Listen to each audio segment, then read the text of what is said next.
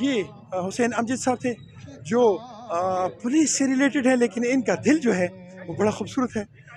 یہ مزاحیہ شاعری کرتے ہیں، کیمل پوری شاعری کرتے ہیں، اور ان سے ایک تفصیلی ملاقات ہوگی انشاءاللہ اور ان کی شاعری سنیں گے.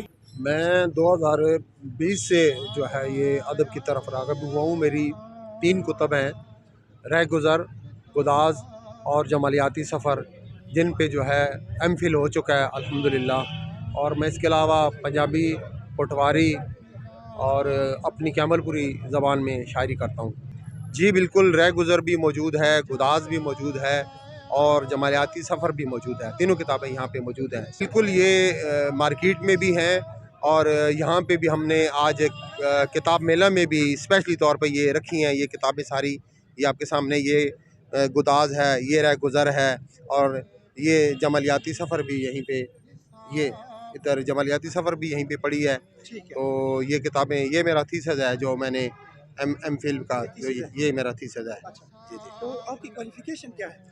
میں نے ایم اے اردو کر رکھا ہے. اچھا، اور ایم اے اردو میں آپ نے یہ تھیسس؟ جی جی جی جی. یہ شاعری سے ریلیٹڈ ہے یا اس کے متعلق؟ یہ تھیسس جو ہے یہ ندیم افضال نے مجھ پہ جو ہے یہ ایم فل کیا ہے.